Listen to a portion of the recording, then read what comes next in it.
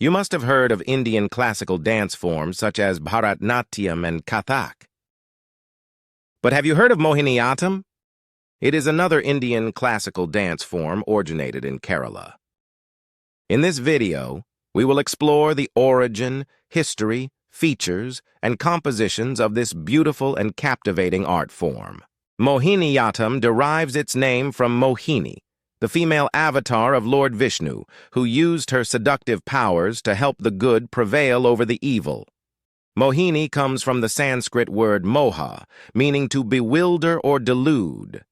Mohiniyattam therefore means the dance of the enchantress. Mohiniyattam has its roots in the ancient text of Natya Shastra, written by Bharata Muni around 200 BCE, which describes the principles and techniques of various forms of performing arts. Mohiniyattam follows the Lasya style of dance, which is gentle, graceful, and heroic, as opposed to the Tandava style, which is vigorous, energetic, and masculine. The 16th century Vyavaharamala by Nambutiri contains the first known mention of the term Mohiniyattam, in the context of a payment to be made to a Mohiniyattam dancer. Another text, Ghosha Yatra, from the 17th century too, mentions the term. The 18th century Balarama Bharatam, a major secondary work on Natya Shastra composed in Kerala, mentions many dance styles including Mohiniyattam. The earliest evidence of Mohiniyattam, or a similar dance tradition, is found in the temple sculptures of Kerala, dating back to the 9th century CE.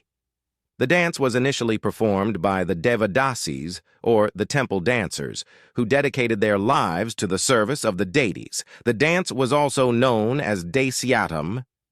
While the period of last Mughals and Nawabs, the status of dance had fell down. Dancers and artists tolerated as inferior and specially female dancers named as Nautch, and dance had also started linking with immoral trafficking and prostitution.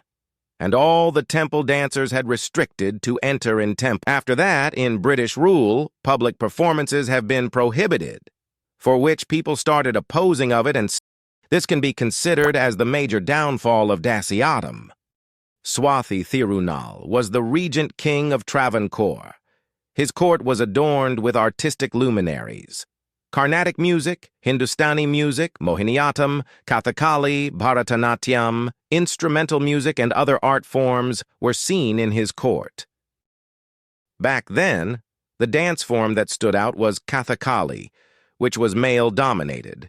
It is said that at the insistence of Vadivelu, one of the brothers of the Tanjore Quartet, Mohiniyattam dancers were brought into the court of Swathi Thirunal.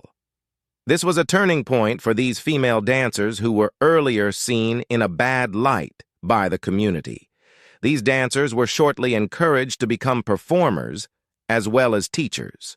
In the 1930s arrived Mahakavi Valathol Menon, in whose time we saw Mohiniyattam come back to its full splendor with a bang.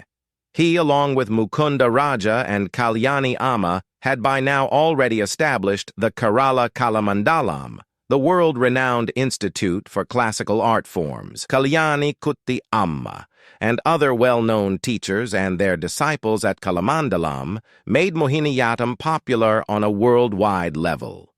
Mohiniyattam is characterized by graceful, swaying body movements with no abrupt jerks or sudden leaps. It belongs to the Lasya style, which is feminine, tender, and graceful. The movements are emphasized by the glides and the up-and-down movement on toes, like the waves of the sea and the swaying of the coconut, palm trees, and the paddy fields. Importance is given to the hand gestures and mukhabinaya with subtle facial expressions. White and off-white are the main colors used for dancers' costume. Movements have been borrowed from Nangiar Kuthu and female folk dances Kaikotakali and the Tiruvattirakali. The hand gestures, 24 in number, are mainly adopted from Hastalakshana Deepika. Most of the compositions included in the repertoire have been composed by Swathi Thirunal, which emphasizes the Sahitya Bhava, i.e. the literary content. Carnatic music also used.